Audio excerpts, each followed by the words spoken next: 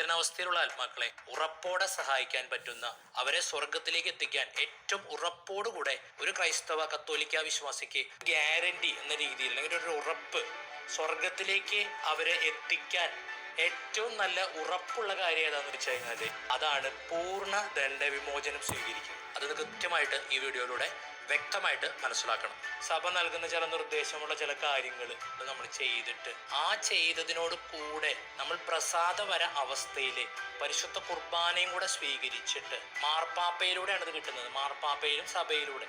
അതുകൊണ്ട് മാർപ്പാപ്പയ്ക്കും മാർപ്പാപ്പയുടെ നിയോഗാർത്ഥം എന്നും പറഞ്ഞിട്ട് ഒന്ന് പ്രാർത്ഥന സമർപ്പിക്കുകയാണെങ്കിൽ ഒരു സ്വർഗസ്നായ പിതാവ്, ഒരു നന്മ നിറഞ്ഞു പറയും, ഒരു ത്രിത്വസ്തുതി, ഇങ്ങനെ ചെയ്യുകയാണെങ്കിൽ നമുക്ക് ഓരോരുത്തർക്കും ഒരു പൂർണ്ണ ദണ്ഡവിമോചനം സ്വീകരിക്കാൻ പറ്റും. ഒരു ക്രൈസ്തവ വിശ്വാസിക്ക്, കുർബാന സ്വീകരിക്കുന്ന ഒരു അപ്പസ്തോലിക ക്രൈസ്തവ വിശ്വാസിക്ക്, മാർപ്പാപ്പയോട് വിധേയപ്പെട്ട് നിൽക്കുന്നവർക്ക് ഇങ്ങനെ സ്വീകരിക്കാനായിട്ട് സാധിക്കും. ഇത് നമുക്ക് നമ്മുടെ ആത്മാവിന് വേണ്ടിയും കാഴ്ചവെക്കാം. അതോടൊപ്പം മരിച്ച ആത്മാക്കൾക്ക്, ഇന്ന ആത്മാവെന്ന് പറയാൻ പറ്റില്ല, ഒരു ശുദ്ധീകരണാത്മാവിന് അല്ലെങ്കിൽ ശുദ്ധീകരണ അവസ്ഥയിലുള്ള ആത്മാക്കൾക്ക് വേണ്ടി എന്ന് പറഞ്ഞിട്ട് നമുക്ക് കാഴ്ചവെക്കാനായിട്ട് സാധിക്കും. അങ്ങനെ ഏതെങ്കിലും ഒക്കെ ശുദ്ധീകരണാത്മാക്കളെ ഉറപ്പായിട്ട് നമുക്ക് സ്വർഗത്തിലേക്ക് എത്തിക്കാൻ സാധിക്കും. അതിന് ചെയ്യേണ്ട കാര്യങ്ങൾ എന്ന് പറഞ്ഞാൽ, ഒന്നെങ്കിൽ അരമണിക്കൂറിൽ കുറയാതെ ദിവ്യകാരുണ്യ ആരാധനയിൽ പങ്കെടുക്കുക.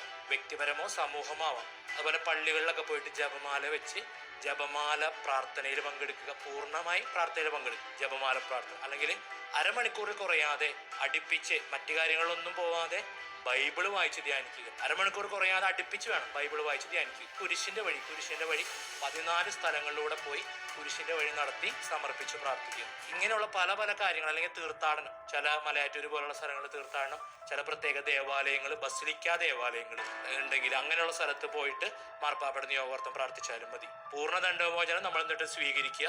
അന്ന് നമ്മൾ പ്രസാദപര അവസ്ഥയിലായിരിക്കണം. മുൻപോ പിൻപോ 20 ദിവസത്തിനുള്ളിൽ കുമ്പസാരിക്കണം. ഈ ദണ്ഡവിമോചനം സ്വീകരിക്കുന്ന ദിവസത്തിന്റെ മുൻപോ പിൻപോ 20 ദിവസത്തിനകത്ത് കുമ്പസാരിച്ച് പൂർണ്ണ പ്രസാദവരവസ്ഥയിലായാൽ മതി. പ്രസാദവരവസ്ഥയിലായിരിക്കണം.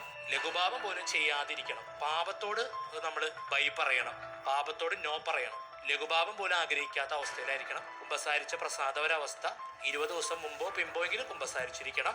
പരിശുദ്ധ കുർബാന ആ ദിവസങ്ങളിൽ, ഈ ദണ്ഡവിമോചനം സ്വീകരിക്കുന്ന ദിവസം സ്വീകരിച്ചിരിക്കണം. അതോടൊപ്പം മാർപ്പാപ്പയുടെ നിയോഗാർത്ഥത്തിനായിട്ട് ആ ദിവസം സമർപ്പിച്ച് ഒരു സ്വർഗസ്നായ പിതാവ്, ഒരു നന്മ നിറഞ്ഞു പറയും, ഒരു ത്രിത്വസ്തുതി പ്രാർത്ഥിച്ച് നമുക്ക് നമ്മുടെ ആത്മാവിന് വേണ്ടിയിട്ടും, അല്ലെങ്കിൽ ഒരു ശുദ്ധീകരണാത്മാവിന് വേണ്ടിയിട്ട്, അല്ലെങ്കിൽ ശുദ്ധീകരണ സ്ഥലത്തുള്ള ആത്മാക്കൾക്ക് എന്ന് പറഞ്ഞിട്ട് നമുക്കത് കാഴ്ചവെക്കാം. അല്ലെങ്കിൽ നമ്മുടെ ആത്മാവിന് വേണ്ടി തന്നെ കാഴ്ചവെക്കാം. അങ്ങനെ ഉണ്ടാകുമ്പോൾ എല്ലാ കാലിക കടങ്ങളും വീട്ടി സ്വർഗത്തിലേക്ക് ആത്മാവിനെ പോകാനായിട്ട് സാധിക്കും.